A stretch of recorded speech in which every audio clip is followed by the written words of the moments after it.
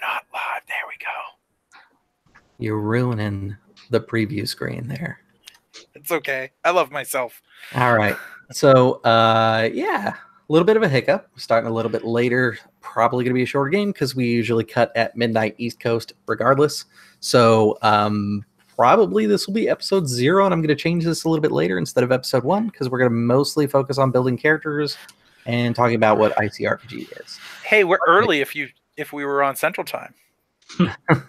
That was a joke made just before we went live, but I felt it was worth it to the viewers. But luckily, actually, it doesn't work because I set it for 8 o'clock Central. So you're a piece of garbage. I know, right? It just goes by my time when I set the events. So screw those people. So luckily, all of you are familiar with like Dungeons & Dragons, any D20 game, so this is going to feel very similar. I've never played D&D. I was going to say it's kind of like a hot rod version of D&D. It's all stripped down, and it's a little bit more flexible. So, but does it go faster? Yeah, generally speaking. If we rub it with cheetah blood, I agree. I agree with the hot rod statement then. Or if it's painted red, it goes faster. Flame. It has to have flames, or it has to have 2 stripes. 2 stripes. Or cheetah blood. I mean, to be fair, the colors inside the book are black and red, so it's edgy and fast. All right, edgy and fast. Yeah. Oh my God, is that Shaoyun's beta book? No, this is not the printed beta. I was gonna print a beta, but I was like, so what do you got right there? This is the core book. I printed and bound my own copy. Oh yeah. It's actually in 2 volumes because I didn't have big enough binding clips. So I have the first half of the book and the second half of the book. But think of it this way. If you need to have 2 pages open, you can. As long as that's true. As long as they're in 2 different fucking sections. It's actually in a really good place because it splits like right before the monsters start. So like book 2 is basically monster stuff. So it works out pretty good. So one's essentially the DMG and the other is the player handbook. What do you mean monster manual? You heard me. Well, I was going to say there are adventures in the back, so it is kind of a DMG monster manual combo. Like I said, DMG. Jeremy, do you like your sausage? Because this is a shitty butter knife, and it will suck. At cutting sausages. It's okay. It's okay. So I sent you guys a link inside the chat to a Google Drive. Inside there, you'll find the beta for Shaoyun. Note that if you paid attention to my last video, or any viewers paid attention to the last video, I haven't done any of those edits that I talked about needing to do inside that video because, frankly, I did a lot to get a beta out, and I just want a break, man. So no break. I can edit those things later. No break. Do work now. So let me just open up my local copy so I don't have it through Google. I'd suggest you guys download it because it does have bookmarks in there. Oh my God. Chris is like an actual publisher that's smart. Almost. He put tabs in there for people. Yeah, I put in bookmarks, but I forgot to hot link the table of contents. So the worst. I know. It was so close to being right.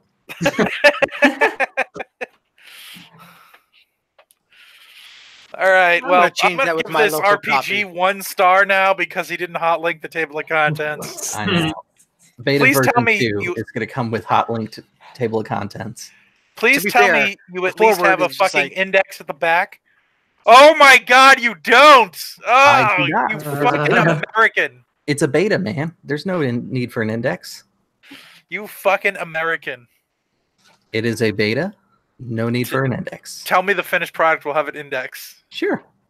Just for me. Sure. Index card RPG to have an index. Totally gonna have one. Actually, it probably will, and I think I'm gonna take a page out of FFG's book. If you look at their core for Legends of the Five Rings, they have like a these are Japanese words, these are what they mean section. So I'll probably do that too. Help. This is how you say "fuck you" in Japanese. Fucko you. You racist piece of garbage. God damn it! Now Chris's video is gonna get demonetized. It wasn't monetized to begin with. It was not. Never. But in 10 years from now, when like Chris is trying to be all big and important, it's gonna show you doing that and then him laughing at it. And now we're all fucked. My presidential run is gone. Thanks, ass. I was gonna say, actually, I will probably never monetize YouTube because if I really wanted to make money doing this, that's not the way to go. Selling products through Amazon links is the way to go. You know what the way to go is to make money in RPGs? Don't make RPGs. Yeah. Because wizards will just keep you locked away in core hell. You don't make money with RPGs. You do it because you like it. Masochists. Yeah, Tom. Do we make computer games to make money? Well, I mean, I do. You don't make computer games. You make 2D clouds and 3D clouds. Well, I do. You tricked me with your... Is your name in the clouds? No. Why didn't you put your name in the fucking clouds, you jackass? Too much effort. I think you just use the Mario clouds where it's just a single sprite. And then you just for two clouds at once, you just doubled the sprite. Hey, our clouds have transparency. Your clouds have transparency. And we still have yet to receive our copies of Guns of Icarus Online, which everybody should buy. No, specifically Guns of Icarus Online Alliance. Alliance. Oh, that's right. They got the fucking. Is that the last update, Tom? Is there more coming? None planned as of yet. We are revealing new stuff at PAX East this March, though. And when we know of it, the audience here will know of it, and all 2 people that watch this channel will know. And they will fucking buy the shit out of the game. Which means that Chris and I will know after we've been told and tell people. Oh, it's 3 now. 3 viewers currently. Yeah. Hi, 3 people. I mean, I do have like 1,800 subscribers, which is pretty awesome for such a small channel that focuses entirely on tabletop. I just want to let the 1,800 subscribers. No, hold on. Yeah. It's almost legit. Yeah, you'll be rolling in that Philly DeFranco money soon.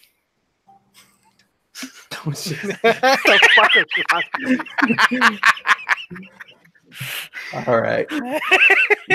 All right. That was too much for me. It wasn't the racist Japanese comment. No, it was too far. The Philly DeFranco money. That's the one that got him. All right, so let's go ahead. I don't know what. Hold on, talk about real quick. Here. I don't know what's worse: the fact that I said Philly DeFranco money, or that you knew exactly who I was talking about. I mean, I'm pretty sure everybody our age that has access to the internet should know that one. Well, you've just been filled in. Oh, boy. Now we're gonna get sued. That's all right. Just our defense will be, but we weren't trying to monetize it. We demonetized the video. Yeah, that's true. They'll just give me a cease and desist and tell me to take down the video instead. I mean, it's not worth suing. Well, I mean, they can't bleed us, but Tom, but I'm not gonna say which one, is a fucking gazillionaire. Good luck figuring it out. I know which one it is. Both Tom not was the like, one who just went like this.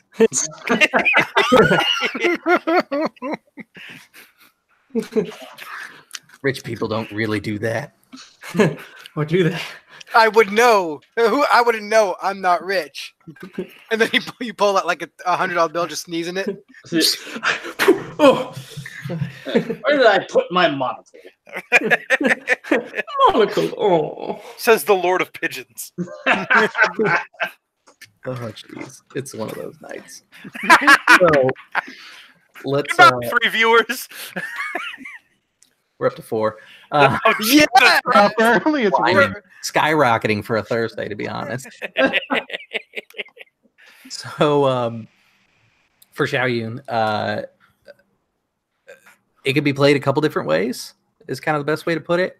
I've already kind of mentioned it to the players, but I want to reinforce that this will be a mildly serious game. There's probably going to be some funny moments, but I don't want like zany, weird, ridiculous characters. A good example of a ridiculous character that can come out of Shaoyun is our last play test, which included someone who's not here at the moment, included a big kung fu chicken. Who made a big So- kung fu chicken? So yeah, that is a possibility with Shaoyun. I did not Jeremy. expect that at first. No, I think it was Nick. You, me, essentially made Dragon Ball No, characters. it was Nick. Nick Wagner? Yeah. Oh, that's right. He did. He made a big kung fu chicken. Talked like Colonel Sanders. Foghorn Leghorn. Oh, that's right. Foghorn Leghorn. That's right. Yeah. He was a kung fu chicken. With that said, there is a bird race available to play. Well, So mildly serious campaign. I expect us to have some fun with it, but I don't expect it to be like drama the whole time, like a Legend of the Five Rings would be. So kind of like a medium kind of tone for the game. There's a few different like power scales that we could play in. I think the one I'm most interested in playing in is pretty much the default for the game, which is you guys will start as like local heroes and work your way towards immortality. We could go full tilt and start as immortals if you guys really wanted to. It's just like a different kind of game. Basically, it plays very similar to the way it does normally, except for you're doing things like trying to help get the sun to rise in the east from a demon who's trying to stop it. Like that's the type of game that you play when you're at immortal level. yeah. What I'm Listen, suggesting- Tom, like he knows what's going on. Yeah, no, it's dude, totally familiar with that. it's Totally. demigod stuff. You know, I'm being a god myself. No, just, That explains everything. it does, right? And then on the other end of the spectrum, we could play kind of like 80s kung fu kind of level. I of like it. advancement. Like 80s Kung Fu. it's stuff like Shaolin Temple, 36 Chambers Hold on. of Death, that Chris. sort of thing. Why can't we do 80s Kung Fu, but we're actually like low-level street thugs in a game who had just joined the gang? The Yakuza. Yeah, you actually can.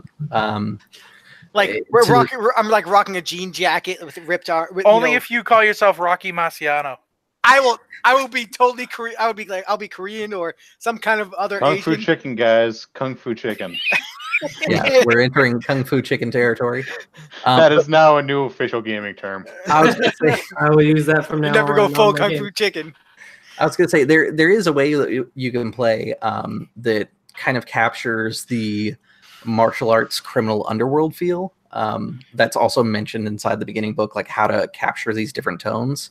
But I think what we're going to do is start at kind of the Wulin level, which is kind of mystic and mythic. So all the races that I put inside the book are going to be available for you. So if you want to be rhino people, bird people, people who are from another plane of existence, that's all available. Okay.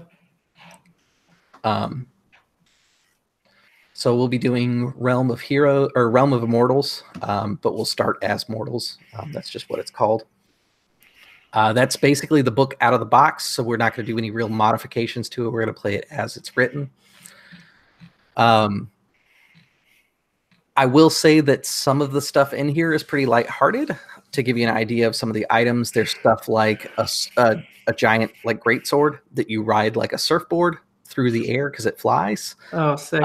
So there's a lot of stuff that is a little zany, but it should be addressed in a serious manner by your characters. It's like, Yeah. oh, this is the sword of Wong Tu. Of course it flies. There's legends about this thing. Like, yeah. it's one of those things that we'll have laughs as players, but it'll be kind of serious in the world. Sounds good. Wait, all swords don't fly? Not all of them, unfortunately. Do they all fly if you're strong enough to throw them far enough where you can jump on top of it? We're not going for like JoJo's Bizarre Adventure here. No, that was Dragon Ball. That was Dragon Ball. Yeah, Tal I can see Pipeline the did that. JoJo reference, though. Speaking of Dragon Ball, I want to make several announcements. Okay. One, Brawly movie is #1 in the United States as of today. Yeah, I was really surprised to see that. Yeah. The Brawly movie is apparently really good. And #2, I have a restarted development on my Dragon Ball system, so hopefully we can, under the Drop Dice publishing company, Chris He'll be is able to like, drop a "Yes, second game. I was gonna say yes." me and my Kickstarter jingly jangly jar, because that's how Shaoyun come in the Cha-ching. audience. Wait a minute. There's a Kickstarter, Chris? Is there a link? Could we find There- it in the doobly-doo? There is not a link Oh. as of yet. It will probably come Q2. I am expecting my second kid, so that kind of maybe puts things in the air. I ended up releasing the book a little later than I had expected, so instead of doing a Q1 Kickstarter, I'm looking at a Q2 Kickstarter. In Q2, will there be links in the doobly-doo? Ideally, there'll be links in the doobly-doo. I'll probably do what I did Moving on. for this thing, which is put a link actually back a couple videos as well. When it goes live, I'll relink it in all of these videos. So if you're watching and it's Q2 of 2019, hopefully there is a link already. In the doobly-doo! That is true.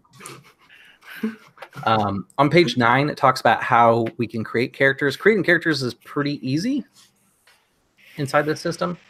Where you're going to use the same rules that Runehammer puts out inside his game. There's not really a whole lot of changes except for some stuff that makes it specific to Shaoyun so that we capture the themes of the setting. His first recommended step is to choose an image or draw an image of your character. Basically, this is to get you an idea of what you want to play. This is that concept phase of making characters that pretty much every game touches upon. I know that you guys have had a chance to look at some of the stuff inside the book already, and have had kind of moments to discuss it inside the past. Is there anything that anybody is like super excited saying, "Hey, I want to do that one"? I think Tom's probably going to be the only one who's a little on the spot right now. Who's on the spot? Thomas. Sorry, 2 Toms. New Tom and old Tom. So, I'm new Tom. Tom B. I actually and was our old Tom is now Tom fighting mongooses. See, yeah, That's how you fight mongooses. Karate hands. I know it says female only, Mm-hmm. but was it? I don't want to say it incorrectly. Kasang? Yeah, Kasang. So would I only be playing a female character, or so? Which is fine. I will do that. That is a recommendation more than it is like a steadfast rule. If you want to see like what I consider Shaoyun officially, I would consider it a female only. That's why I make that suggestion. Mainly because in real world Korea during the Joseon period and earlier, which is kind of what this is based on, basically they're very similar to geishas. They're government slaves that are there for entertainment for everyone else. Gotcha. It's a little bit more romanticized than kind of the weird oppressive like nature of what that position is. So while you are a slave to the government and all that stuff, keep in mind we're doing more of a romanticized version of our world. So there is a lot of freedom that's available in it, which is funny because I think the other Tom also mentioned interest in the Kasang. Oh, okay. Well, if you already called dibs, then Kasang twin sisters. No, Kasang twin sisters. Oh my god. Well, here's the thing. I picked out a concept more than anything else because while I was leafing through this book and just looking at the options, the first thing that popped into my head was Secret Sword Princess. And I'm getting around. Okay. So wait, Princess Mononoke? No. Secret Sword Princess. Yeah, and like the She's not a princess secret. being a Kasang, which is essentially a slave, I think is a like interesting little twist because no one knows she's the princess. So there's an interesting backstory there. She doesn't have to be a Kasang, but like I just thought it'd be an interesting twist. Is there a random character, anime character description generator that I can use that you used? Because I want to know. Brain. Is there an Italian plumber that is hunting her? So because you're willing to be that Italian plumber. I am willing to be that Italian plumber. If you go to the classes section at the end of the classes, I do have some other classes that are written up in alpha stage right now. So if any of those fit for what you have in mind, I can also get you the information on those. Okay. I will say that the Moo is probably my favorite, but that's just because I'm partial to Exorcists and I feel like no game gives them love. Because they just group them into just basic. Because they just group them into basic like mages and shit. But exorcists are different things. I will take up the mantle for you, Chris. I have no idea what it does, but it sounds cool. I will shoot over some information real quick. What is a flower knight? We've discussed this 6 times. I guarantee it. I know you have. It's basically a wandering warrior. You're not tied down to any particular kingdom. This would be the kind of warrior that you see in like kung fu movies, like the swordsman that travels. Is that Soichi the blind swordsman in an army? That's kind of cool. Chris, I'll ask this just because I want to make sure the Guardian as well. Is that more just like a Yojimbo? It's similar, yeah. It's a defensive character. It has the ability to step in and protect other people. Okay.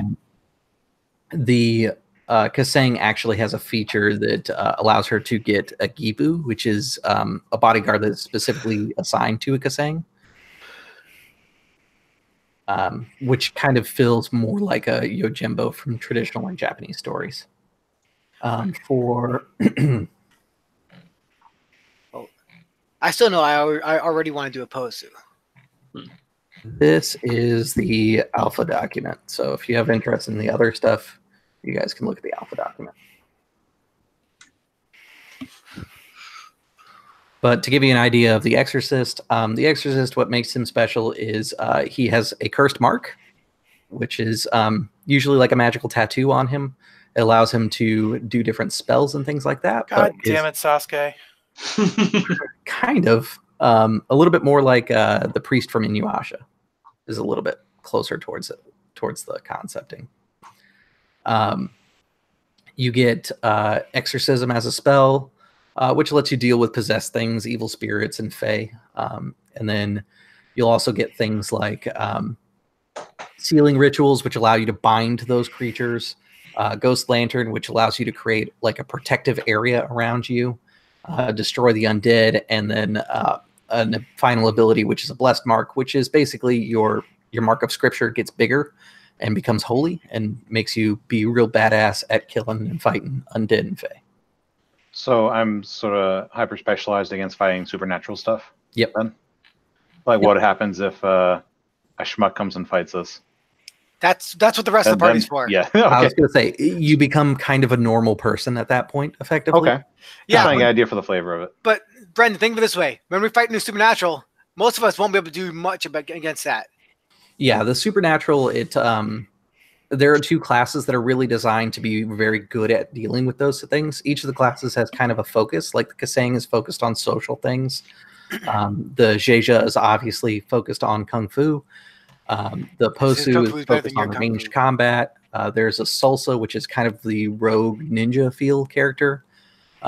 That's what makes your class choices kind of unique. It basically says what you're good at. The big thing that makes the Mu different than the Flower Knight is that the Flower Knight basically goes up to the evil things and hits it with a sword. The Mu does like spiritual things and does wardings and protects the soul rather than the physical being. Is kind of where the line is drawn between the 2, but they are both equally pretty good at doing that stuff. The Flower Knight is also just generally good at kicking butt.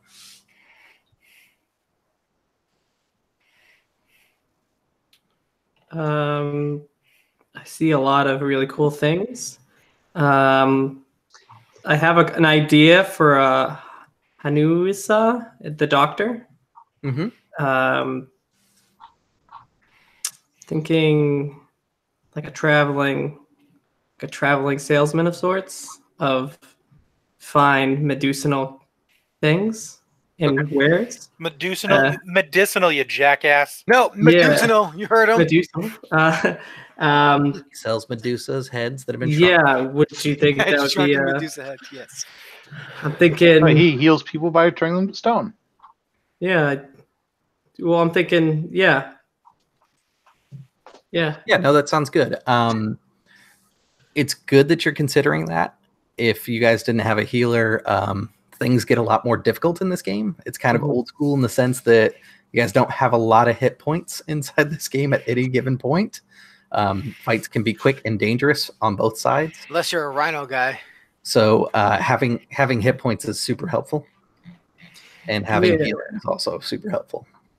I think I'll definitely definitely go for something around that because I do really like the idea of using teas and using like traditional medicine in order to heal people and discover what ails others. I like that. Okay, cool. As you get into that, it's one of those things that the idea of like traditional Eastern medicine that is kind of considered like French healing, stuff like that is actual healing inside this world. So if you do like moxibustion or you do like the suction cups and stuff like that, bleeding out people, like that is legit healing as far as how this world works. Cool. I like it. I like it a lot. As Murdoch did in another game, candling someone's ear definitely works. That's right. I did do that, didn't I? Yep. I remember that. I like this concept a lot. I wasn't even a doctor. I was a Zhija. Yep. It'll make me think on my toes and I was like, I can candle someone's ear. I'm doing it. You can invent phrenology. Yep. I like it. So we've got a sword princess, a wandering doctor. Yeah. Oh, that's funny. I forgot about that. Back of my stylus is green, so it's green screen. What? Let me do it again? It's green screen. Oh, yeah, look at that. I was like messing with it, and I was like, it looks weird. Okay. Murdoch, you were thinking about revisiting the JJ. I will let everybody else pick, and I will fill in what needs to be filled in. Okay. It sounds like we have a secret sword princess. Sounds like we have a doctor. Sounds like we have an exorcist. So Jeremy just needs to pick what he's going to do, and then go from there. I think you want to be a gunslinger. I am going to be Posu. Yeah. So yeah, I think, and I hate to say this, Chris, and I apologize for this. Any system that I've ever played with martial arts or techniques usually needs the most work. Oh yeah. And I'm not saying that yours will need all that work, but I think that giving Jeja, where it has access to some spells and some styles, will help really flesh out both of those things. Yeah, definitely. For testing reasons, Jeja is a great choice for me. I've had a couple people play it because pretty much everybody is really interested in how I'm handling it, because martial arts can go one of two ways in games, and it's really bad or even worse. I was going to say it's either very in depth to try and emulate the reality of what martial arts is, or it's very surface level. I'm hoping that I'm doing kind of a middle ground. The best way to describe it is the martial arts system is rock, paper, scissors, kind of like what you've grown up with Pokemon. Basically, if you pick a style, you are strong against one other style and weak against another style. And that'll have some mechanical benefits and things like that. It was kind of the most efficient, streamlined way for me to do it, because the whole goal with ICRPG is to make it fast and enjoyable for play. So if you feel like anything's getting hung up, it might be learning curves, but as we get used to it, we can see if there are anything that needs to be changed. So that works out great for me anyways. Sounds good. Okay. So bitch, I'm Goku. With that in mind, we have kind of our idea of who these characters are. We've chosen our image, if you would. The next bit is to dream a story. Basically, this is to think about what your character's backgrounds are. I'm going to let you guys kind of think about that on your own. If you guys could shoot me like a quick 3-4 sentences or so of who your character is, unless you want to get crazy with it. If you send me 5 pages, I guarantee I will not read it. But if you want to send me something that's a little bit more detailed, then that's cool. Try not to shoot for more than like 2 paragraphs if you could. Because he will not read it. Well, no, if you, I'm a firm believer in if you write more than that, or like a bullet point list of facts, you tend to write yourself into a corner where your character is more heroic than they really are starting the adventure. I like pineapples. I was going to say, you have that old man in Call of Cthulhu story where it's like 60 pages and your character's seen everything. So 300 plus pages, and his name is Yeah. Old Man Henderson. Old Man Hold on. Henderson. That that was was- done because the DM was a dick. That Yeah. was the entire point of that character, was Yeah. to be so bad that nobody would ever refute anything that he has in his story. So the first bit here that we do is mechanical. Go ahead and open up your character sheets here. Is I don't wanna. each of those stat areas that you see on there, they're going to be very similar to what you've seen with any D20 game: strength, dex, con, int, wisdom, charisma. You also have armor and then different types of effort: basic effort, weapon effort, magic effort, and ultimate effort. What I would suggest is first look at your class. See if your class focuses on any of those types of effort. For example, the Jeja has a very quick, easy way to get to ultimate effort for all of his martial arts. Putting points in your ultimate effort and making that better makes you better at damaging things, which makes you more efficient. So do take a look at that stuff because it may matter to your class. If I remember right, for the Kasang, she focuses on magic effort for social stuff, if I remember right. Yep. And then for most of your fighter types, you're typically going to be in the weapon damage area. And then basic effort basically means that you're not using any tools. How this works outside of combat is, let's say that you have thieves' tools with you and you're trying to pick a lock. You're going to use weapon damage because you have a tool that is useful. If you have magic thieves' tool, you're going to use magic effect. If I say that you have super powerful, awesome, badassery tools, you now use ultimate because they're the ultimate thieves' tools that are available.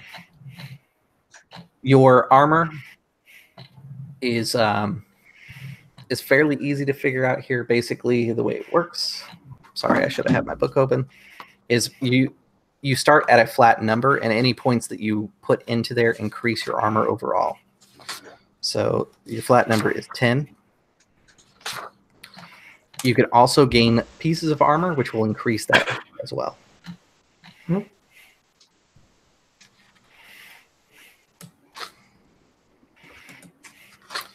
You guys get 6 points to spend wherever you like inside there. All of the stats do what you would expect them to do. There are no real big surprises there. So we spend 6 points between our strength, dex, con, int, whiz, charisma, ultimate, magic, weapon, and basic. Yep. All those blocks in the upper left-hand corner. And armor, right? Yes.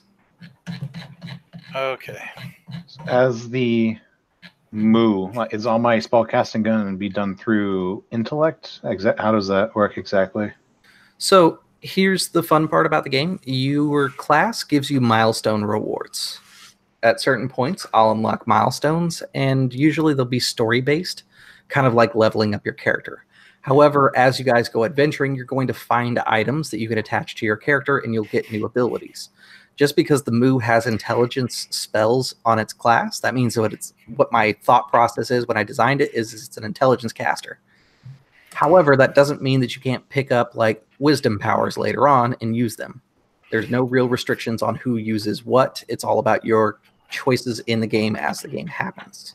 As a Jeja, my physical martial arts damage, is that based on basic or weapon? So when you are unarmed at the very beginning of being a Jeja, it would be basic work. However, as a Jeja, you can get an item. Which, let me pull it up here so I can remember what I called it. The breathing technique scroll. That could be your first magic or first milestone that you pick up. That lets you immediately jump to physical or ultimate damage when doing physical basic stuff.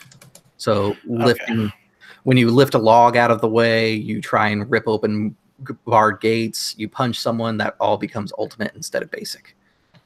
So if you want to think about the long run, you may want to invest points into ultimate rather than basic. That's why I believe I'm trying to focus on magic effect. For the Posu, yeah. Yeah. I mean, Posu, the best way to describe it is it's kind of it's more of a tracker than like a ranger in D&D is. Yeah. All of its stuff that's built into it is around like tracking, finding the truth of things, uncovering things, and it happens to be really good at using magic guns. Mm-hmm. When I just want to make sure this will be well while I'm setting up my stats. Mhm. Because I eventually get some spells, the int Yes. spells. Does that mean I roll my intelligence when I do them? Yes, when you go to cast your spell, basically every time that you guys are in a scene, I'll tell you what the scene DC is. So on average, it'll be like a 12, let's say. You're going to roll a d20, and I'll tell you what it is. So an intelligence spell, you'll roll a d20, add any bonuses you have to intelligence to that number. If you beat a 12, you cast the spell. If you fail, depending on how you cast, there may be some repercussions, or it may just be simply that you don't cast the spell. It kind of depends on the situation and how your character handles magic.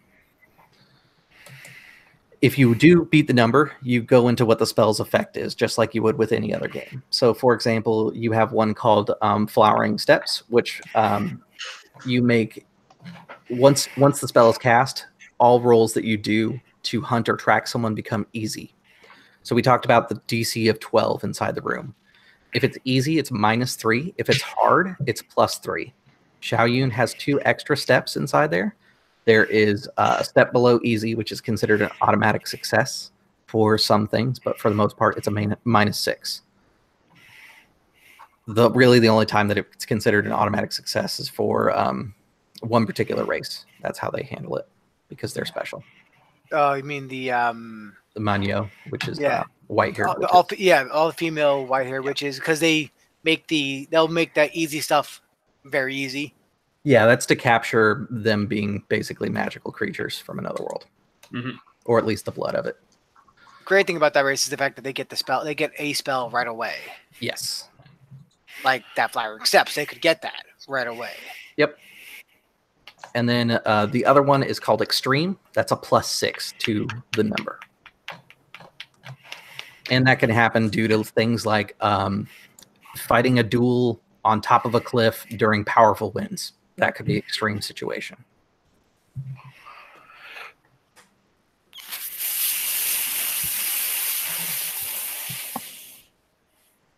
All right, so from here, what you're going to end up doing is let me know once you've decided on your 6 points. I have decided on my 6 points. Okay. I hopefully am good with my 6 points. Brendan. I hopefully have done the 6 points correctly. Okay, we'll check here in a second. Yeah. All right, Brendan, you said you were ready? I can be. Yeah. I'm Okay. good. So how did you spread your points across your character? Just so I have an idea. I just did 2 intelligence, 2 wisdom, 2 magic effect. Okay, cool. 6 points, easy enough. Go ahead and write down inside your armor spot that it is a 10 because you didn't modify it. Okay. What if we did modify it? Then you'll have what the new number is plus 10, or your modification plus 10. Fair enough. So, Jeremy, how did you spend your points? I am nearly the same as Brendan. Okay, easy 2, enough. I put 2 in magic effect, 2 in wisdom, 2 in intelligence, and 2 in dex. Okay. I also have a +1 in armor, but that's because the posts start off with armor. Yeah, we'll address that in a minute. Okay. But yeah, just 2, 2, 2. Okay. And then for Murdoch, how did you spend? I spent. Hold on. I diversified way more than they did. I did 1 in strength, 1 in dex, 1 in con, 1 in armor, 1 in magic effect, and 1 in ultimate. Okay, sounds good. I focused. That's why I didn't. So that I've noticed tends to be the case for Zheja. I do want to point out that kind of like D&D, you can specialize and say, I'm a dexterity fighter. I am a strength fighter. Fuck you. I'm a charisma-based fighter. You can switch around things like that. Charisma, you got to sell me on how your fighting style works, and maybe I'll believe you. Look, have you ever played Street Fighter? You know Dan, right? Hold on. Stop. If I can use charisma, it's done Mach. That is true. Will you let me do it? Don Mock does social things, and it's like mental pressure. Yeah.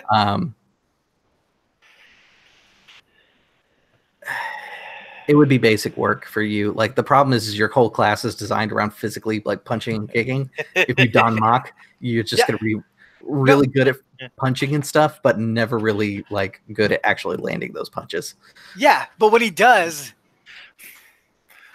you would do basic work for all your Don Mock abilities, if you will. It would basically be wearing down their ability to fight back.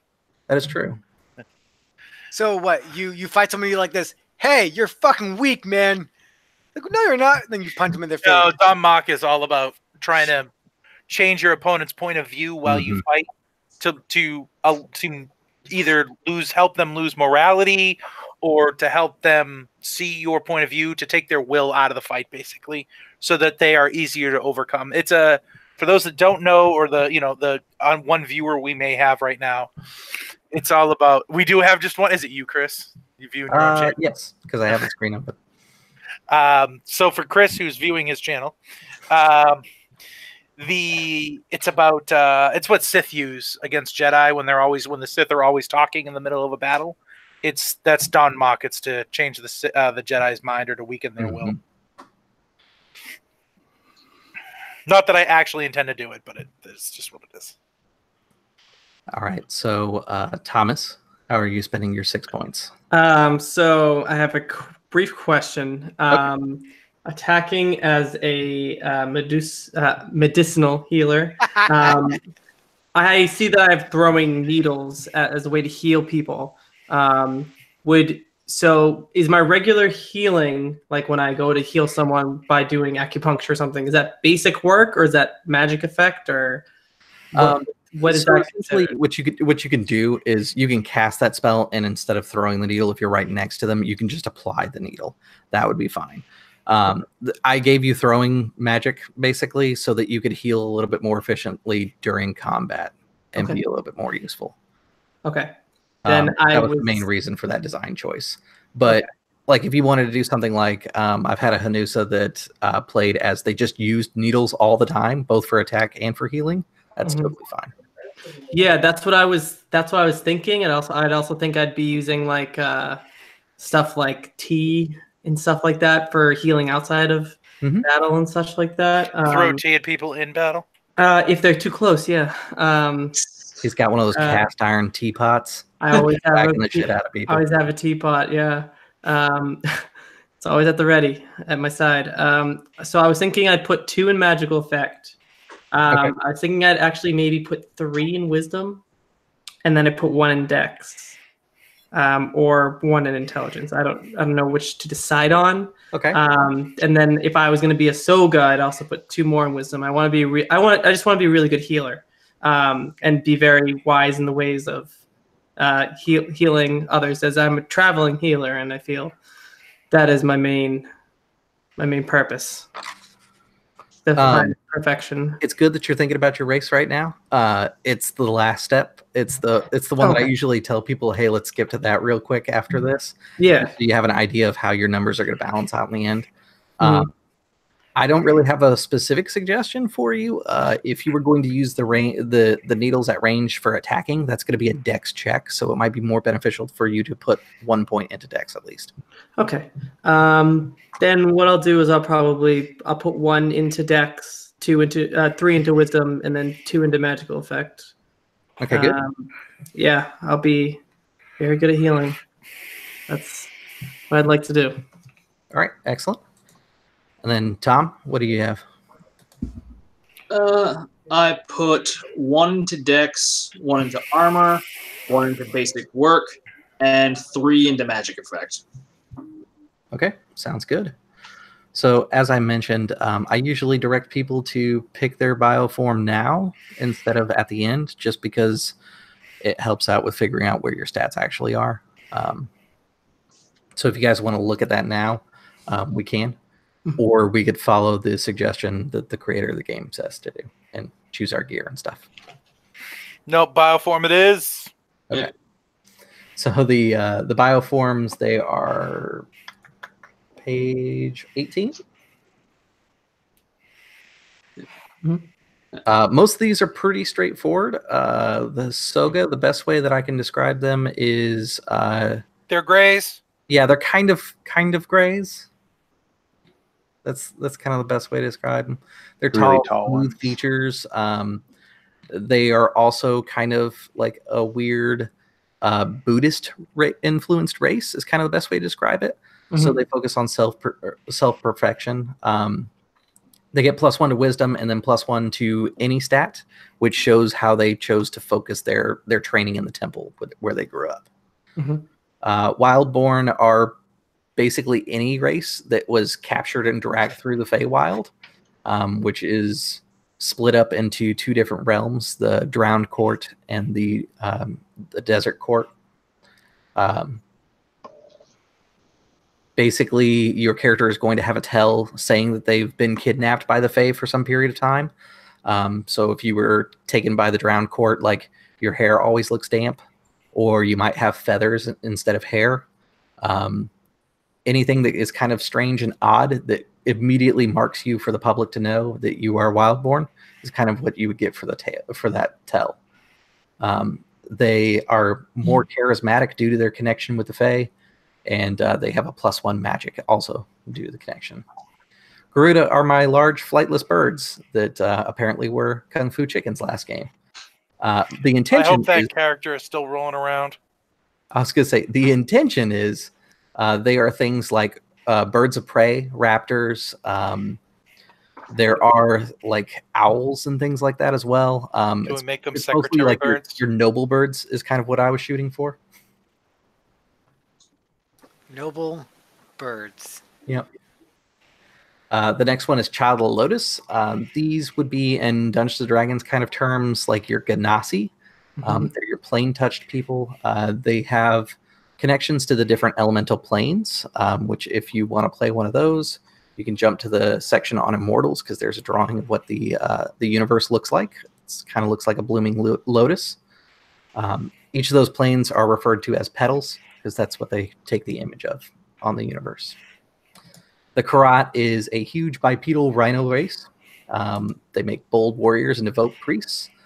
They were entirely designed for Jeremy, because Jeremy played one in a game, and it's lived on inside our games. So because rhino people, man. There's Jeremy's thumbprints inside this book right there. Wow, that's cool. I mean, if you want my actual thumbprint, Chris, I'll give it to you if you want to have it like as a little background. But they're basically serious. Super hard to kill. That's what makes them special. They get 2 hearts at character creation and +1 con. And then the last one we kind of already talked about, the Manyo, which is a female-only race. This one I would be a stickler on. They're white-haired witches of legend. They are connected to the very nature of magic.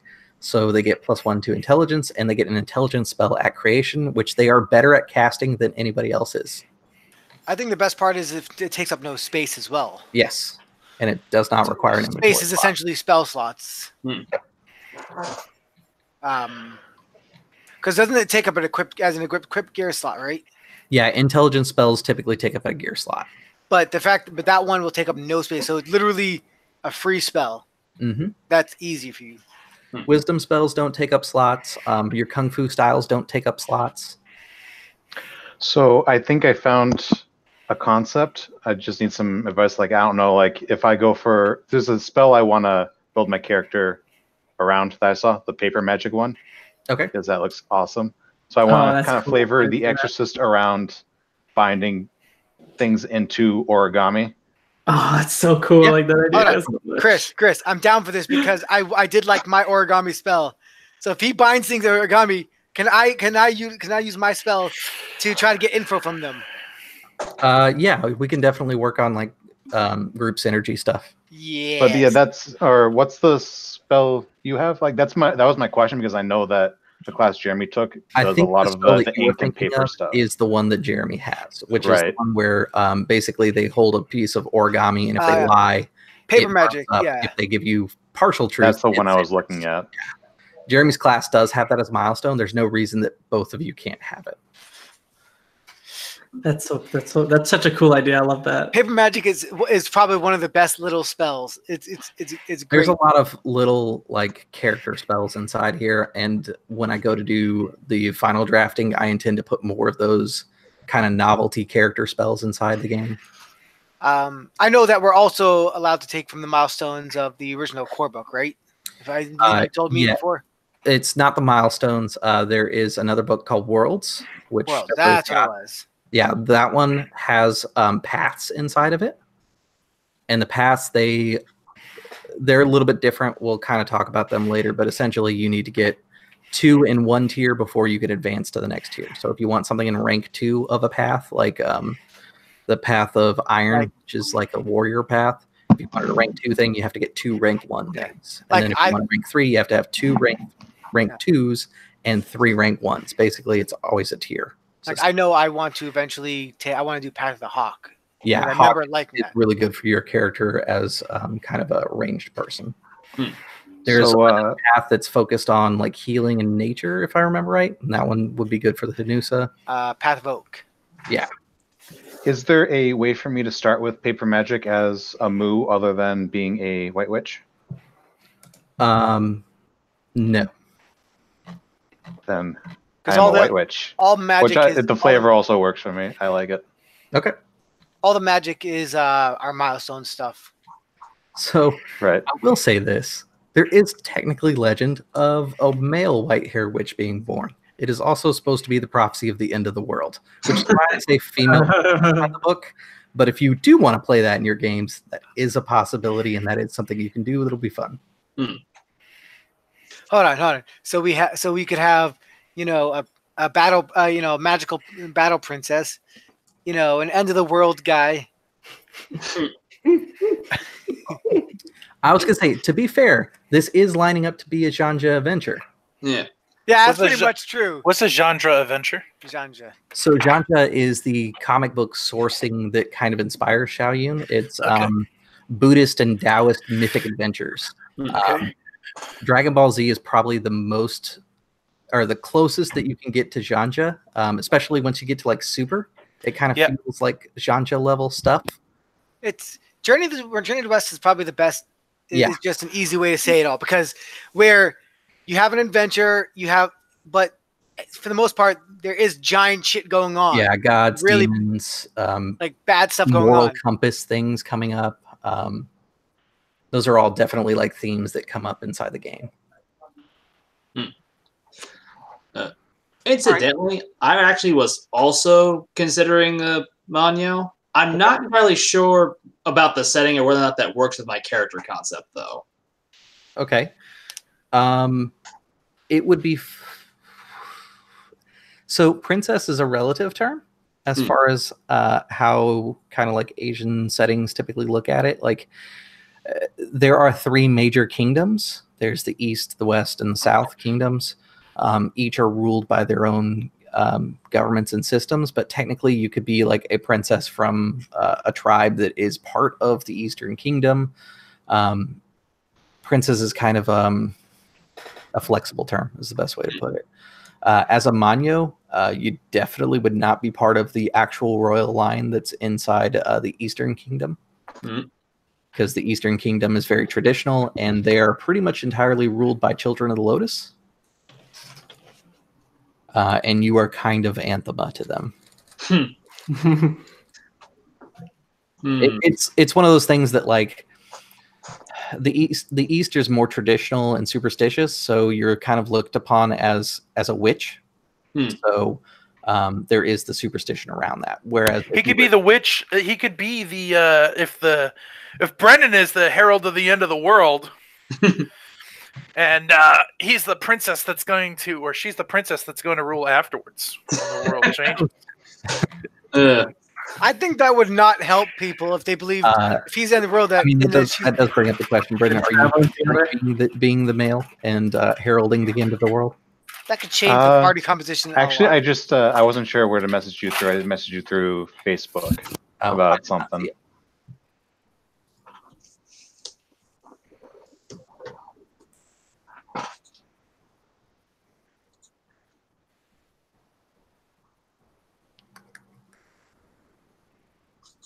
Okay. Yeah, that's fine. Yes, I think I'm just gonna go with the regular Manyo then. Okay. Chris, I do have one question to ask you. Yep. Right? You are not required to play a Karat if that's what your question is. No, not required. Hold on. You can enjoy playing a Karat. No, hold on. Murdoch, trust me. Just be quiet. You'll like this. If I play a Karat, Posu, will you allow me to, instead of having a musket, be wielding a small cannon that shoots big ink bullets? I mean, You know, we're supposed to be beta this thing up. Yeah. Can we stop fucking with all of his rules? Kung Fu Chicken. yeah, let's stick with the matchlock musket. I'm never gonna be able to play with my character who wields a cannon. You already did that in Brogan's I'm game. not opposed to Never got to it. I was gonna say I'm not opposed to eventually giving you a cannon, but at least to start, you have a matchlock rifle like anybody else. Just because I'm looking at the platforms and I'm just trying to see which would be which would be the most fun, plus which would actually make sense for the Posu. And like the humans, of course, are pretty good with the int, but I'm not trying to go for weapon damage. So the world itself, guns were actually developed in the Freelands by the bird-like people of the Garuda, and then they basically got backwards engineered for Shaoyun. So typically the people who use them are the Garuda and the people who live in the Western Kingdom, which is mostly humans. Humans are largely the dominant race. Yeah. Unless you're in the Southern Kingdom, in which case Soga are.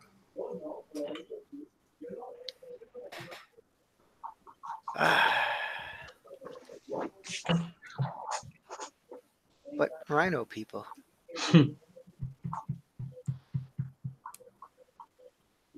I'll let you think about it. Murdoch, you got an idea? Yeah, I'm gonna go Child of the Lotus. Okay. Surprise. Do you have an idea of Very good. what pedal you want to have your character draw? I don't know the pedals. Sorry. Basically, they're elemental forces. So you have air, fire, metal, wood, water, void. Hold on. Jesus Christ. Sorry, Steph is being annoying. You guys hear her? Yeah, I heard that. All I heard was her admitting it. Oh, all the women that watch this channel, we do not condone Jeremy's comment. We do, however, find it hilarious as hell. Which is why Nothing, honey. Huh? He said he didn't hear you complaining. All he heard was you admitting it. Hey, Exactly. We haven't recorded. She said. Huh? How's your girlfriend doing, Jeremy? She's doing very well. See? She's waving at you. She said right now she's waving at you. Yeah, that's what I thought. To be fair.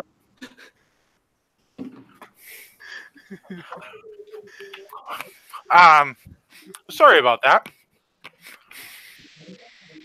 I don't know. I haven't decided yet.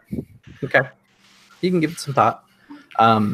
Basically, with Child of Lotus, there should be some sort of telltale sign of your connection as well, kind of like there is for like plain touched.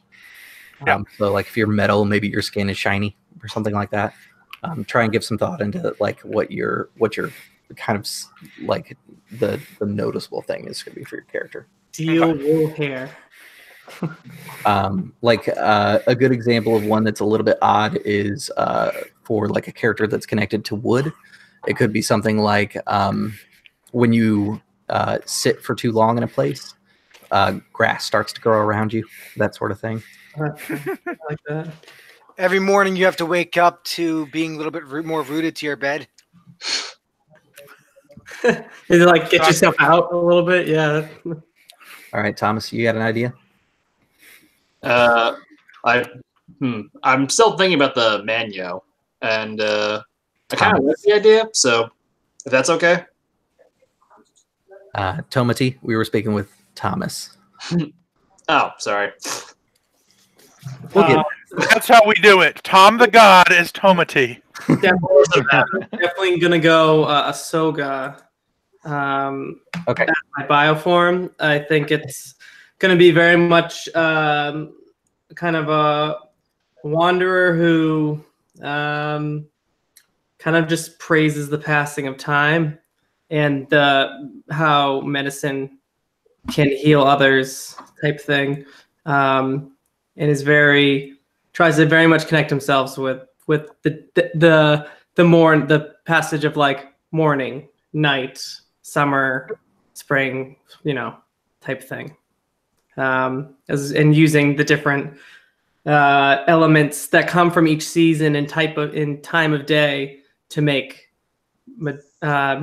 medicines of their tea sort and other such as. So that's what's forming for me. So All right. Sounds good. And then Tom, you were thinking of the Manyo, you said? Mm-hmm. Okay, good. So from here, we'll kind of go back to where we were. Go ahead and fill in your stat changes from your race. And then what we're going to do here is pick out your starting item. This actually, we should really go class next, because that's the better way to build. Because really, once you pick out your class, you'll know what I'm suggesting as your starting items, and you can choose if you want to deviate from what my suggestions are. Everybody has 1 heart to begin with, which your character sheet should already have circled at the top there. So, yay. If you want to take a look at the starting loot, because that's part of what we're discussing right now, that is on page 10. There's a list of them. Most of them basically give you a +1 bump to one of your stats. However, there are some special ones inside there, like a weapons kit, which the weapons kit, because I've got the full book over here, gives you +2 to weapon effort. And then there's also 20 magic ammo. 20 magic ammo can be anything that is a ranged weapon. So like in the case of the Hanusa, if you took 20 magic ammo, it could be 20 magic healing or magic needles. In the case of the Posu, however, the 20 magic ammo could be 20 bullets. It's all dependent on how you want to flavor it. They could be shuriken for all I care. It's just how you want to portray your character.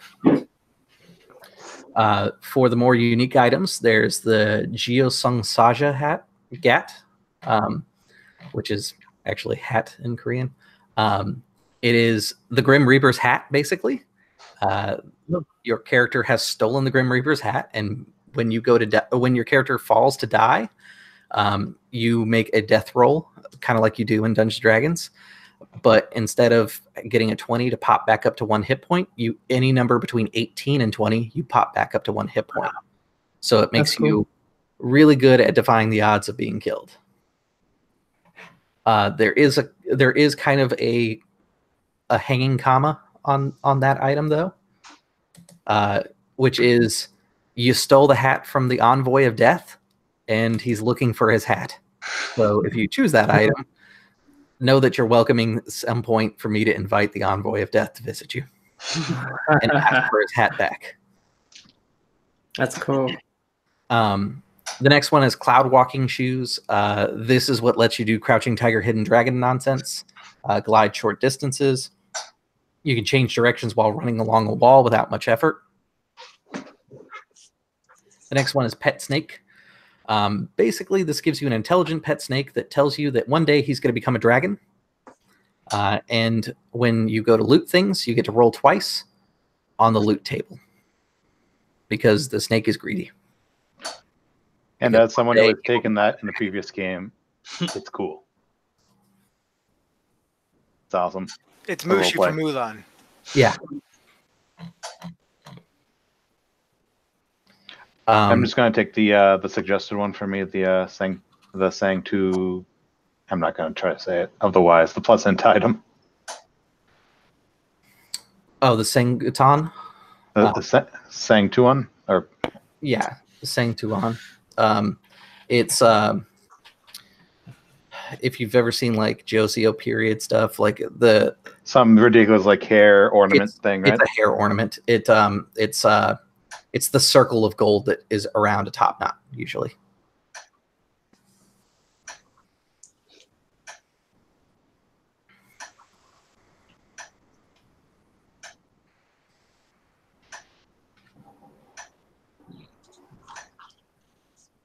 I really want those cloud walking shoes. I'm gonna take the belt of the snake, the armor, and the supplies pack and the gold. Okay. Unless I can change the supply pack to be the shoes of walking really cool. Unfortunately not. Okay. So how do we decide the other how many items we get? So everybody gets a universal starting items of 3. So if you open up the core book on page 26, that's where the universal starting equipment is. Okay. That's all the same inside Shaoyun, just to make things easiest.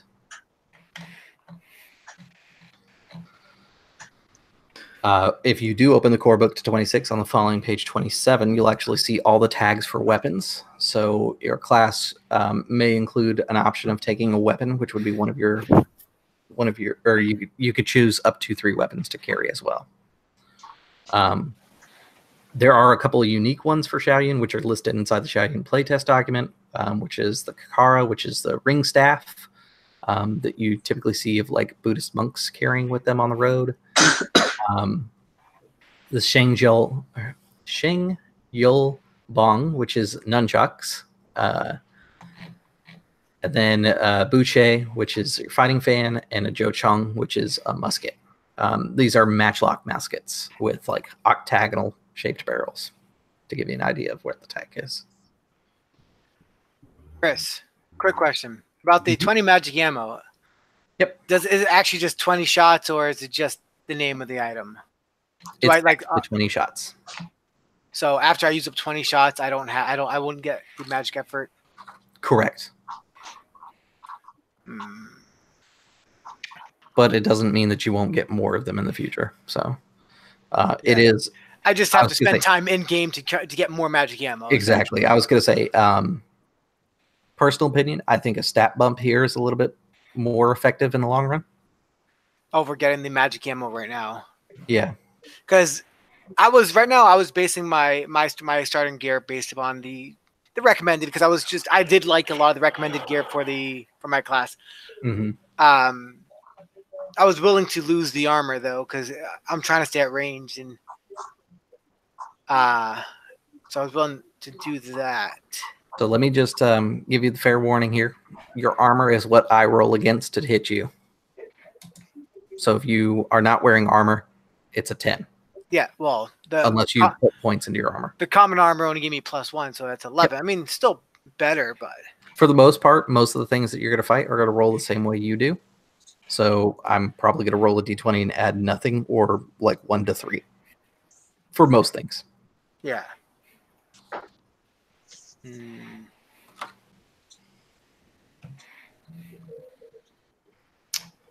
I'll keep the common armor.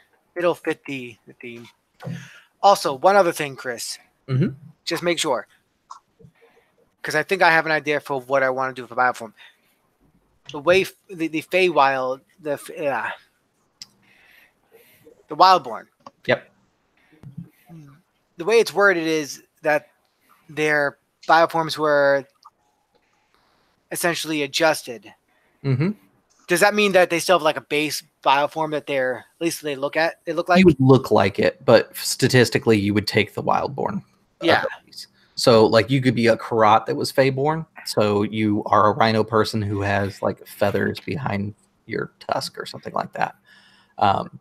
You're changed in some drastic way from your original form.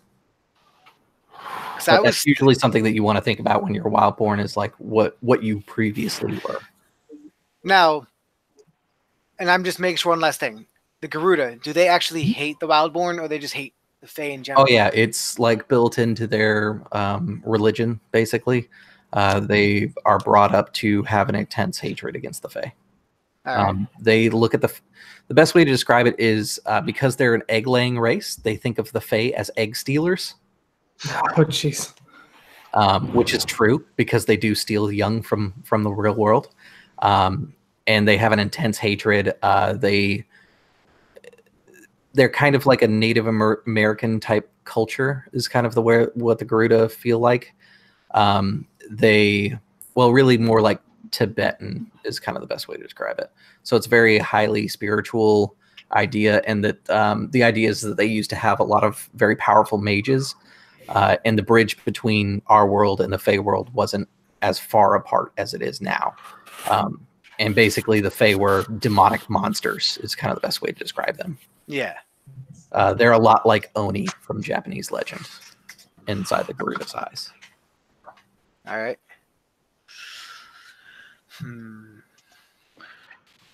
So is Mark of Scripture are there rules for it somewhere in the book explaining how the whole magic tattoo thing works? No, not really. There is a style of magic that you can apply to your character. A school of magic that you can apply to your character called ink, which basically means that not only do you have the Mark of Scripture, all of your spells are like inked on you, whether it's you brushing and painting it on your skin or actual tattoos. Right. Can I flavor that to be sort of with the origami instead of with tattoos? So sort of like I have the spells written into the origami with ink? Yeah, and the origami sort of manifests? Yeah, you definitely could.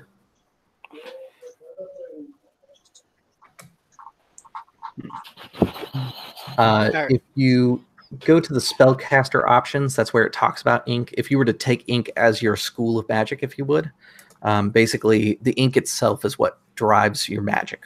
This is actually a callback to Tom's character from the Kingdoms game. Your ink takes a life of its own. The spells that you cast are cast directly from a spell book. Your body counts as a spell book, so you can actually put it on your spells on yourself. Oh, that's so cool. Yeah. Sorry. You can store up to 10 spells inside your spell book. And in the case of what you're describing, having origami, what that probably means is you actually have like a little belt pouch that has 10 sheets of origami paper that have spells written on them, and you take it out and you fold it as you cast, which will be the skill roll to see if you beat the target number. I like it. And then the cool thing is if you do decide to start putting them on your body, basically when you change your spell, you can wipe away the ink, even if it's a tattoo, and then put on a new magic ink. Brendan, we're going to have synergy then. Because I was going to go with ink magic. I was going to paint my gun. As far as the other options, there's Harmony, which is kind of your traditional like Zen magic that you would expect from like a game that has Buddhism and Taoism as its main religious focuses. Dance, which is based upon the idea that Shaoyun translated means little dance, and so you've learned that there is magic in dance, as crazy as that is. And basically your spell book is giant scrolls of how steps should go to like actual dances. Well, that's cool. For ink, I already talked about that. Then there's vapor. Vapor kind of takes the form of smoke, fumes, perfumes, incense. Basically, you burn stuff to cast your spells, and eventually, if you run out of like blessed things to burn, you can start burning other things, but it might get dangerous for you.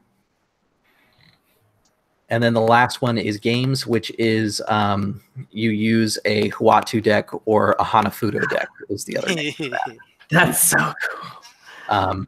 It's a little bit of a gamble and a risk. If anybody decides that they want to play with that kind of magic, what I would recommend is, just because I want to see it tested out, is you get a regular deck of playing cards and actually do what I suggest, which is make your spell book and draw cards out of the playing deck of cards. Wow. Just tell people it's time to duel. But no, seriously, it's I like the fact that it's an entire like magic system based upon essentially a deck of many things. That's it's so cool. Incidentally, I was thinking about taking Dancer for my character. Yes, that makes a lot of sense. Tom, you're going to be a magical girl. Kinda, yeah. I did it once. So you guys get the, you guys can choose your gear, and then you all automatically get your starter reward that is part of your class. So for the Posu, you get paper cartridge. This is not a expendable thing, even though it sounds like it's a single shot. It basically means that you have the ability to make paper cartridges. So guns always need to reload. They have that quality. So when you reload, roll a d6. On anything but a 1, you use no time at all. So basically, every time you run out of shots, you roll a d6 on your reload, and if you get a 1, you lose the turn and have to reload like normal. But if you get anything besides that, you can actually reload and shoot in the same turn. Yeah. For the Moo, you get the scriptures, which basically lets you keep closing the page that I'm looking for. Read the Moo, because I'm on the wrong thing. Create and cast intelligence spells with magical tattoos. I'll be back in a second. Yep. And then you get exorcism, which is it's a spell, and you're the only one that gets it automatically. Mm-hmm. Other people can gain that later on, but it's harder for them to do it. Actually, I don't think they can gain exorcism now. I'm thinking about it. I think you literally have to be a Moo to be able to do that. I'd have to double check. And then for the Jeja, I get 1 element and 1 tradition. Yep. Typically, when a character takes martial arts, they get to choose a element or a tradition. So the only way that you guarantee both in one shot is to be a Jeja, which means that you'll be able to combine things and do different weapon styles with different actual like beneficial martial arts styles. Again, it's kind of a paper, rock, scissors, but also an X and Y element to it. And then for the Kasang, you get a jeweled IM, which is always roll magic in social situations. An IM is a beaded headdress. And then for the Hanusa, you get a healing spell at range, which is pretty boss. Yeah, that's pretty cool. I think that's everybody. Mm-hmm. Did I forget anybody? Want to be related, Tom? Sure. You have anything in mind? Like, as I stated, I'm Secret Princess, so you're technically related to, well, not like... I was going to say Secret Prince then. Or Princess. Who knows? Told you. Secret twin princesses. No. Secret twin fraternal Triplets. twins. Oh, wait, do we not know we're fraternal twins? Or Yeah. Parent Trap, the role-playing game. It's okay. One of you can be Luke, the other can be Leia. Yeah. I mean, that's essentially what this is. I'm not wrong. Yeah. All right. So let me just double check where we're at right now. So I have a question. Mm-hmm. What does a void? What would a telling sign of the void be? So the void, think of it kind of like the void is basically like a vacancy. It's the place of nothing. So it could be something really like that would be troubling to look at. Is kind of the best way to describe it. It would be something like you don't have No eyes. It would be what? Like you don't have a shadow.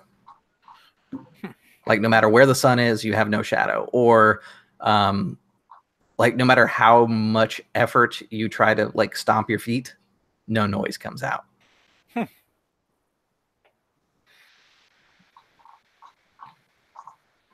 So the absence of something that should be there. Yeah, it's either the absence of something would be kind of the best way to capture it, or like something that would give a sense of calm. Like if we were playing a more silly game, like when you sneezed, it sounds like a meditation bowl ringing or something like that. Like it would be more spiritual absence kind of. Void's hard to describe.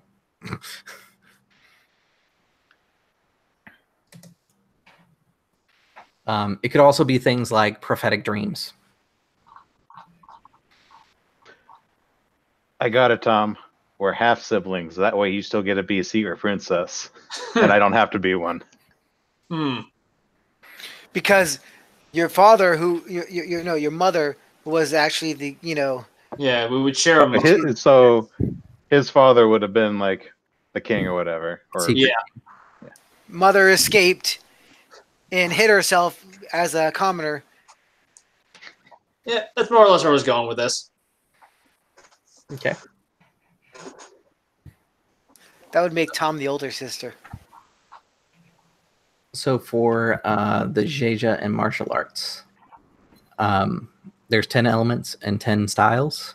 I don't know if you had a chance to look them over. I know that we talked about I did them before. Okay. I know the tradition that I want, and it's going to surprise no one, which is internal strength. But right. Chi blasting. Yeah, key blasting. But I'm trying to figure out what I want from the element, because I feel like the spells may be the way to go. Or I get the spells, right? Mm-hmm. Well, what it does is you get to use the martial arts ability with your spells. What do you mean? Internal strength works a little differently than the rest of them because it gives you basically kind of a ranged spell as your special ability. Yeah. But if you look at, for example, the dragon, which is once per turn when an enemy damages you, meet or beat the current target with a strength roll to counterattack. Basically, what this would mean is if you were like a void dragon style user, if someone goes to attack you, they damage you, you roll against the target number of the room. Again, let's say it's 12, and you beat it. You now can use a void spell to attack them back instead of just a punch. Yeah. But I also get access to the weapons, and I don't really care about the weapons. I want to go like physical melee. Mm-hmm. Like actual kung fu fighting person. Totally fine. The main choice behind having the weapons there is just because martial arts is a little bit more open to like weapon styles. Oh yeah, absolutely. I'm thinking of water. So the only one to me that seems like internal peace is void. Yeah, voids. The best way to look at it is if you look at the spell section, it'll kind of give you an idea of what they're about. Air is about like manipulation and moving things around. Fire is typically about damage and directness. Metal's about defense and defensiveness. Water is about mobility and going with the flow kind of feel. Wood is kind of a balanced approach. It's the natural way is kind of the best way to think about that. And then void is our stuff that's in between. The spells in void are a little unique. They're stuff like Void Needle, which is kind of like a ranged attack thing. And then, which is a fairly standard one, but then you also have stuff like Altering the Course, which if you succeed in the roll, you get to tell me when to re-roll something. If you fail, I get to tell you when to re-roll something. Void's kind of a double-edged sword in a lot of its stuff. Because you're turning yourself over to the will of the universe kind of thing.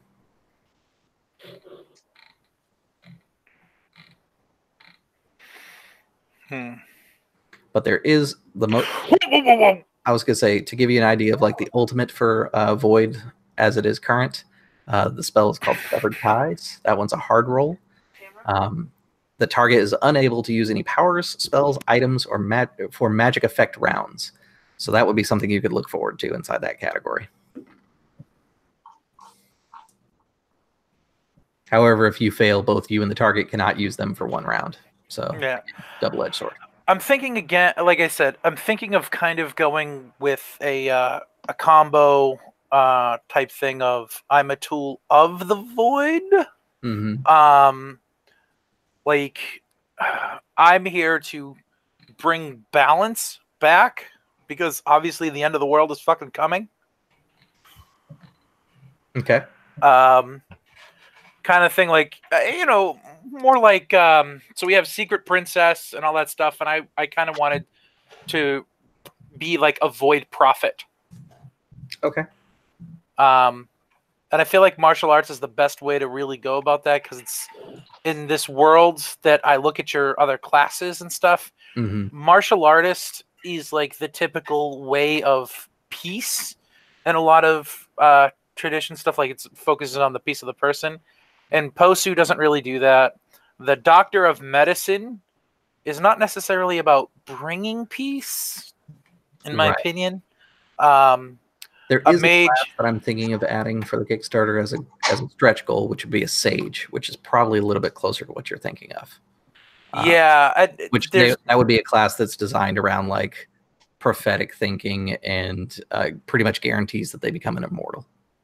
Yeah, so that's really what I'm looking at now of doing. So I think I'm going to go with Void, and then I'm also going to be a Void person. Okay. Hold on real quick. I actually have to ask Steph a question because she'll know the answer to this and it'll help me.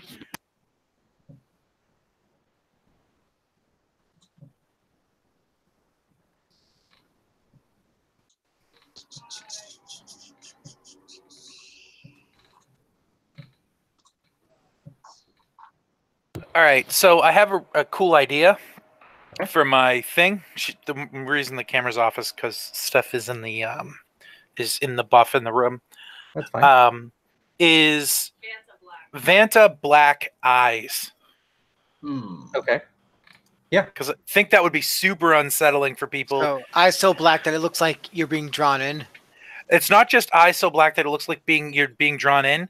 It's literally so black that there would never be a reflection from my eyes. The whenever people look at my eyes or anything like that, it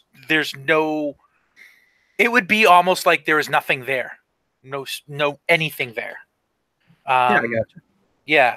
I think it would be empty eyes. Yeah, I think it would be very disturbing for someone to see that, which would make my path of prophecy harder. But I think it ultimately will make for a better story. Yeah, I think that fits the idea of a double-edged sword. Like anytime I think of anybody who's going to be from like a child of Lotus that's a void, like they should definitely have that kind of effect where it's something almost unsettling, and that's really hitting the nail on it. So that's good. Yeah. And then if I go with void magics, it's all about, like I said, being kind of prophetic.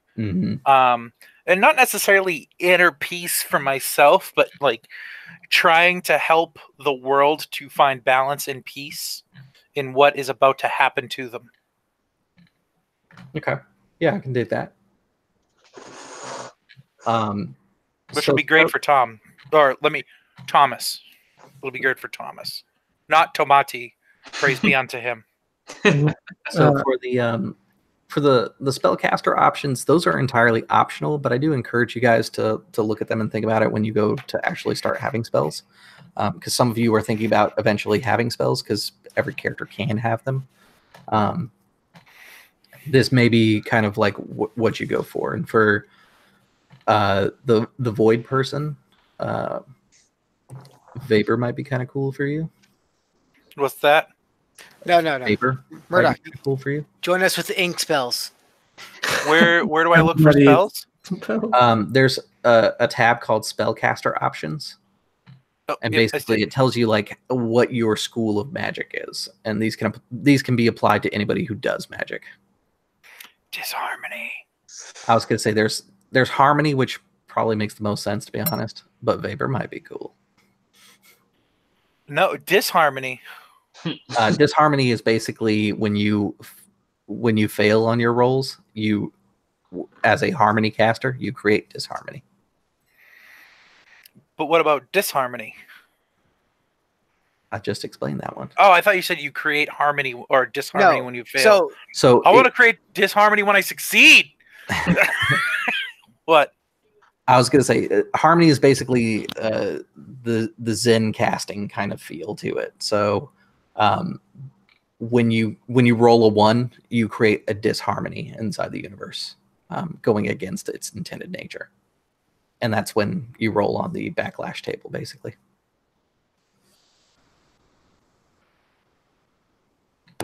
I think for the concept, Harmony makes the most sense. It does. That's why I said it makes the most sense. But Vapor. But Vapor. Yeah, I kind of like the idea of Vapor too. No, Murdoch. You want to go with I'm not going ink. Fuck off. No, you want to go with the games. You want to go with the deck. No, I don't want the deck. The deck is interesting. It's not nearly as bad as the deck of many things. I'll say that right now. If nobody does the deck, I might do the deck. But I have a dick. Murdoch, you could also go ink. I could also go ink. Everybody needs to go ink. No, I'm dancing my spells out. I was going to say the deck is actually pretty handy because if you pull 2 cards that aren't assigned, you can cast a healing spell for free, basically. So, like, even if you don't pull cards that you've assigned, you still get to do something.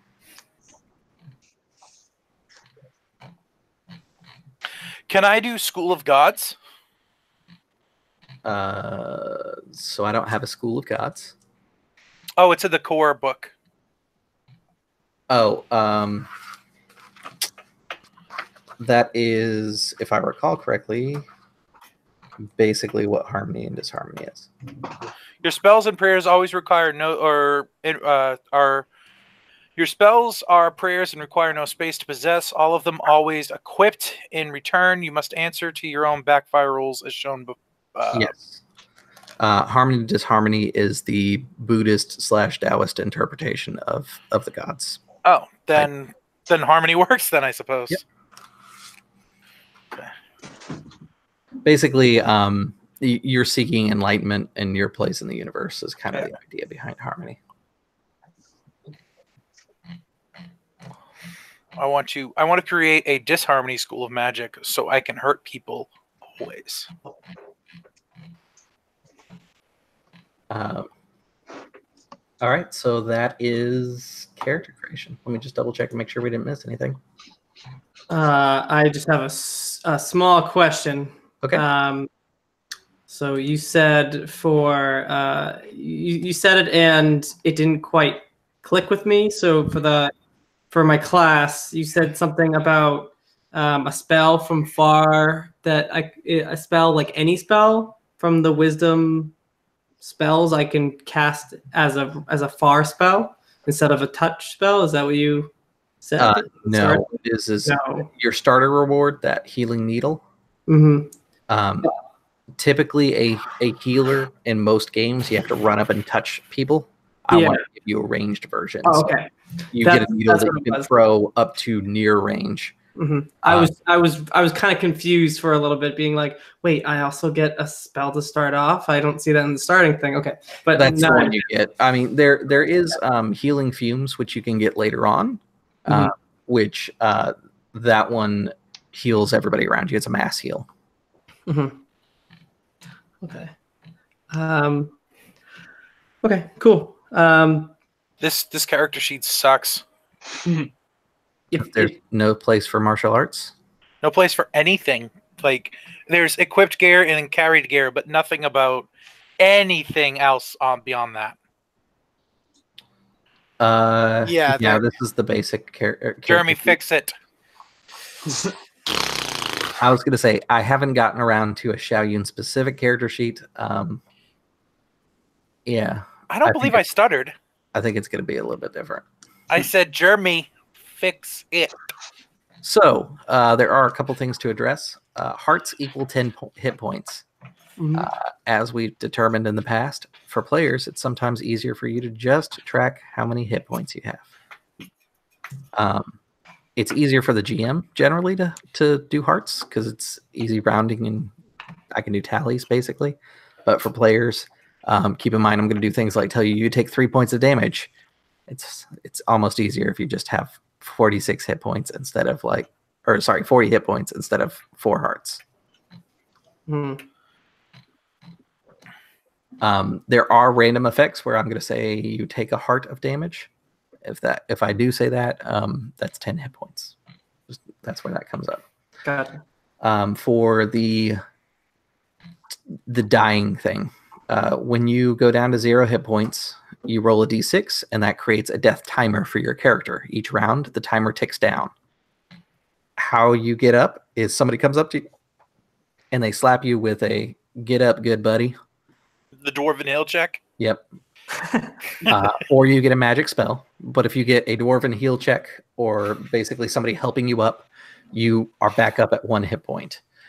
The other way is each turn that you are down, you get to roll a d20, and on a 20, unless you have the hat that I talked about earlier, you automatically pop back up in a heroic moment with 1 hit point. Nice. If magic happens to you, you gain hit points according to whatever the spell said to do. Gotcha. I think that's about it for the like kind of kicker stuff here. We talked about how the room DCs work. The cool thing is with the room DCs, I will actually have a little thing that shows up probably over here-ish. That's going to be kind of looking like a D12, and it'll have a number on there. It'll say like 10, 12, whatever I've decided the number is for the room. With that up, when you guys roll, you don't necessarily have to tell me the number. You just have to narrate it in a way that I understand if you passed or failed. So feel free to get creative with this stuff and narrative. The other thing is it's a little bit more free form. We did a game that was, what was it? Colonel Sanders Chicken? No, not that. We did Baywatch Malibu Nights. It's on the channel. But basically I want to do a sequel to that. I didn't get to play in it. I was gonna say we'll probably end up doing a sequel. It was pretty hilarious. Hey, I will bring them back. But basically, I was you can get a little creative with your roles. Like if you want to do something where you modify the scenario around you, you can do that. We can discuss through how we're going to do that.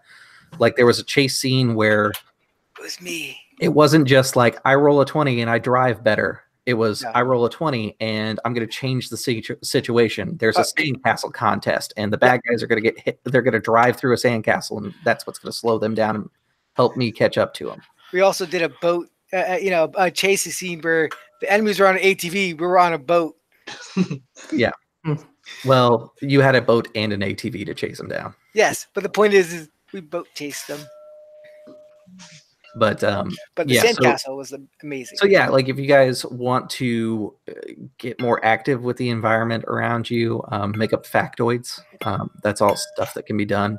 I will generally describe a room and I'll say it's a dungeon and there's spiders and spooky stuff here. And you go, oh yeah, and there's a chandelier and I'm going to swing from it. Cool. As long as it's not like it's one of those things that like once I agree to it, it's a fact in the world. So next round, if I knock the chandelier down and it hurts Jeremy, well, there was a chandelier in the room, remember? Yeah. There's a mimic that's mimicking a bed. I want to sleep on it. Nope. I know the rule for that one. You don't go in the cave. You say there's vampires in there, and you go off to be knighted, and don't worry about that cave ever again. And everybody else dies. Well, because they did that shit to me in a fucking campaign. They were like, no, we're not going to that fucking dungeon. A guy just died in that motherfucker. And they left the dungeon. I was going to say, you just didn't like it because my character was logical. I was like, nah, everybody who goes in there keeps dying. I'm not doing that. Fucking table mimics. All right. So that puts us pretty much to the end. I'm going to go ahead and turn off the broadcast, but we can hang out if you guys want. For everybody who did tune in, thanks a lot. For everybody who does tune in later on, check out the doobly-doo. You can get Shaoyun as a beta for yourselves. Keep an eye out for a Kickstarter at some point in the future. I've got two babies. We need food and stuff, so feel free to support. Plus, I need fantastic art for this book, so that'd be cool. Thanks, everybody. Otherwise, you're going to get my chicken scratch. I was going to say, it'll be my art, and I'm not so good with a tablet, so it'll go somewhere, I suppose. All right, everybody. Thanks for tuning in. I'll see you at the gaming table.